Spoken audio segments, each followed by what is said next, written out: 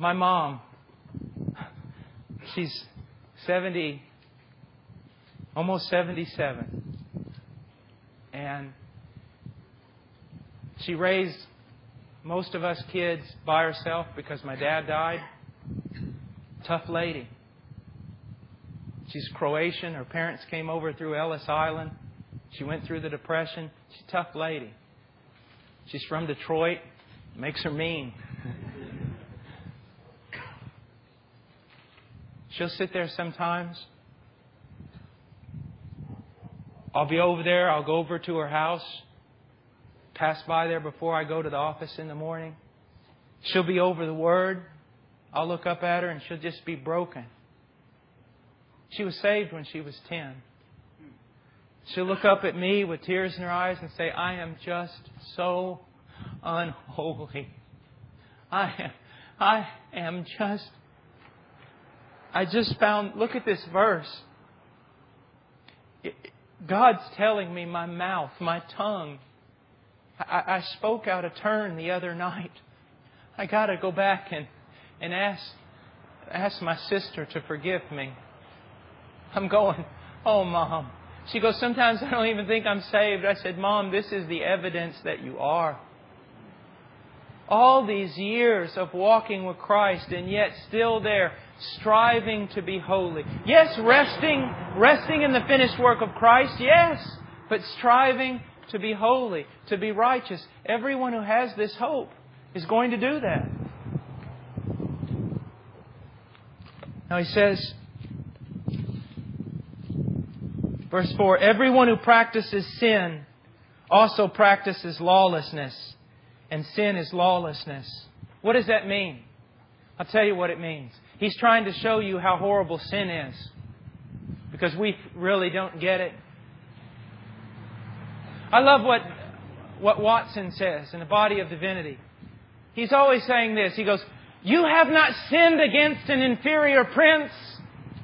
You've not sinned against a small mayor from a small village. You have sinned against the Lord of glory, the King of kings, the Lord of lords. You know not what you've done. Imagine this. Here stands God on the day of creation.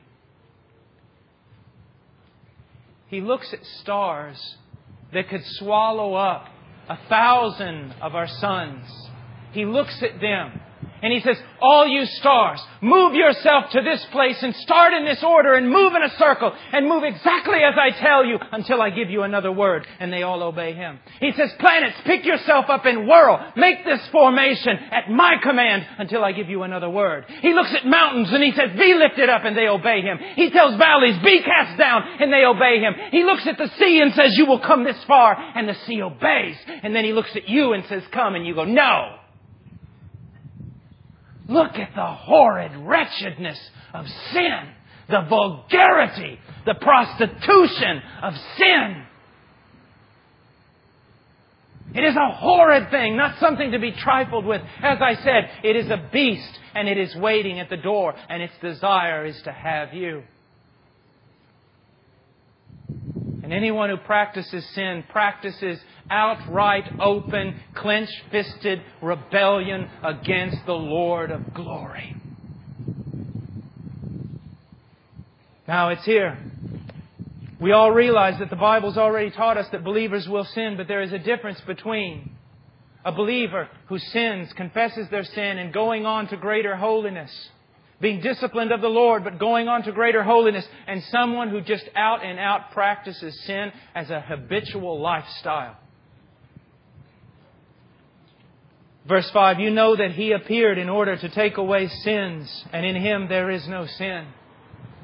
He appeared to take away the very sin that many people relish and love. Verse 6, no one who abides in Him sins. No one who has sinned has seen Him or knows Him. Again, it's talking about a style of life of practicing sin. Little children, make sure that no one deceives you. Now I'm telling you this.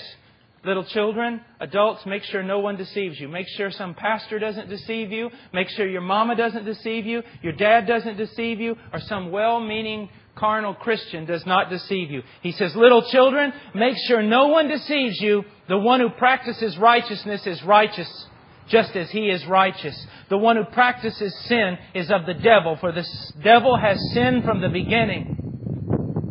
You practice sin as a habitual lifestyle. You love what you can get away with. My friend, you're of the devil.